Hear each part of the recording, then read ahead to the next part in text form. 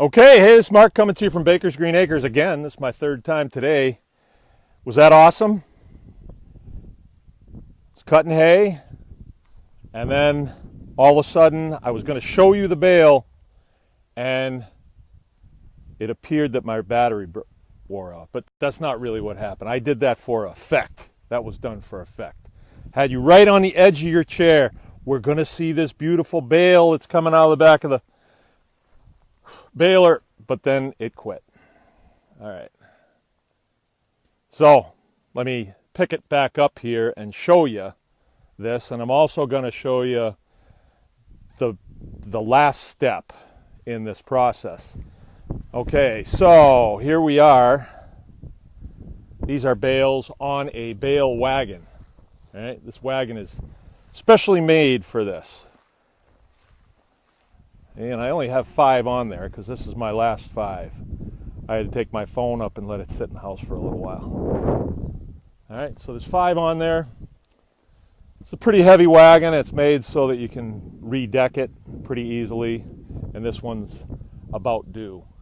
And I've got 5 on there right now, but usually I put 6 on the bottom, and then I put 4 more on top of them, and I can even put 2 more on top of them, and it's pretty darn heavy getting up the hill. So I don't have that many, and I put them on there with this right here. See this? This is a bale spear right there. Okay, so that's made so I can just spear right into the middle of the bale and then pick it up, and that little tractor will pick up, you know, close to a ton. So these bales, this is what I was saying when it cut off. I actually ran out of battery, right? But according to the manual, it says that this baler will make 1,000-pound bale. Okay, so these should be somewhere around 1,000. I think they're a little less, only because I don't stress the machine by putting on as much as I possibly can, because it doesn't do me any good if I break to have a little bit heavier bale, you know. So I put a little less stress on it. So let's say these bales come out to be 750 pounds. That's fine. It doesn't really matter that much to me. Okay, so the fields, if you look around, they're all butched. All right. And I still have some that I need to do when I get back, but we'll leave them standing. And then if they get a little bit more growth, that's fine. Now these fields will bounce back, and I will get another cutting off of this if I want to, but I don't have to. And I'm going to go into that a little bit too, because in the homesteading model, we have the time to graze these fields. So what that comes down to is, I think I might be a little dark on this. When I'm going around this with a hay bind, if I'm not paying attention and I hook a fence, I can do a lot of damage really quick. So I want to stay out away from the fence by 2 feet, at least 2 feet. Keith cut this field, and I can see he was close, so he's better at it than I am for sure. Usually when I do it, there's a bunch of hay still standing out here. But he's pretty close. I don't get so close because I've had to fix fences that I've hooked with the hay bind, and you tear them out before you even know that you've hooked them. All right, so the hay that's still standing up close to the fence and up close to the woods over there, this field is fenced. It's got a 39-inch woven wire with 1 strand of barbed on top of it, and that's so I can put my cows in here. So I would like to get another cutting off of this field. You know, let's say I got half of what I just got, and I got 12. I usually get 17, and it's because it's been so dry. So if I could get another 6 or 8 off here, I would be real happy with that. And I believe I can, because a lot of the energy that would go into this grass didn't, because there wasn't enough moisture to help it to grow. But if we get the moisture now, we'll get another pretty good flush of grass. But if I put my cows in here and leave them in here for, say, a week, they're not going to come out here where I've just cut. There's not much out here. they're going to stay right on the fence line and over there in the woods. They'll duck in the woods over there to get out of the heat. And they could be in here for, I'd say pretty easily 10 days, really wearing the edges of this down. And then I can move them over to the next field, and the next field, and the next field. And that's the way this is set up. This is set up for rotational grazing.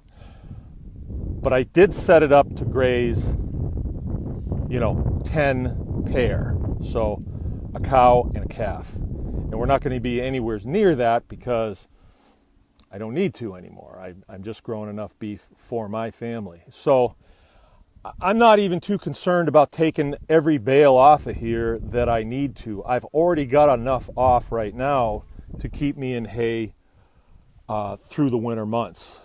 I've got plenty. So I may take extra. In the past, I fed quite a bit of it to the pigs, but I'm going to have way less pigs this year. So I don't need that much. Maybe I'll sell some or trade some or something like that.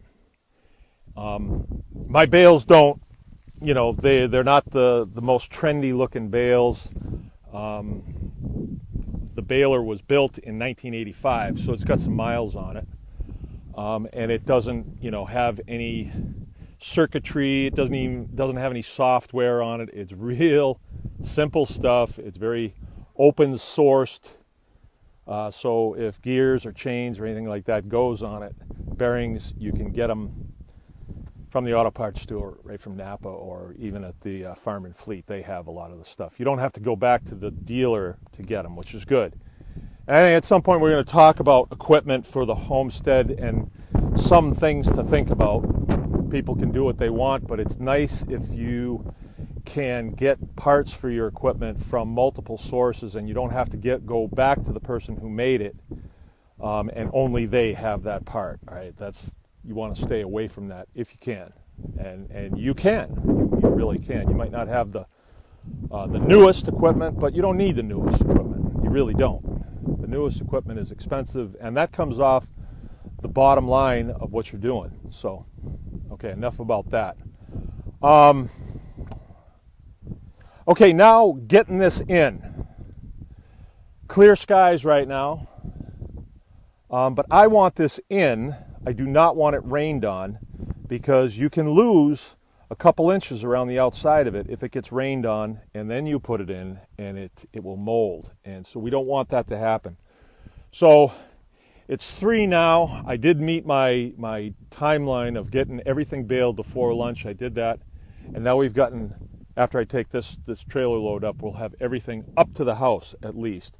And then we're going to work real hard on getting it in the new location where it's going to go. We've done some mods to the barn, and so the new location is going to be in our clear span, but we got to move a bunch of junk out of the way. So I'm going to be working on that the rest of the day. But this is it. This is hay cutting 101. I am still having a problem with Facebook syncing up my voice with the video, the audio with the video, and Jill's working on that. But what you can do is you can go over to Baker's Green Acres Facebook page, and that's where Jill posts pertinent things having to do with what we're doing and what you all, I think, are interested in. And that will direct you to the YouTube, Baker's Green Acres YouTube, and that's where all the videos are archived. And even these videos will go over to YouTube, and we'll use them for our archiving purposes. And let's see, while you're over there, if you like them and you subscribe to the channel, that'll help out a lot, okay? Had some input already on the Homesteaders Guild, and we're going to continue to think about that. There's some other ideas that have come online, and I will share them with you at the appropriate time. Okay, so it's Mark from Baker's Green Acres. Remember, anyone can farm.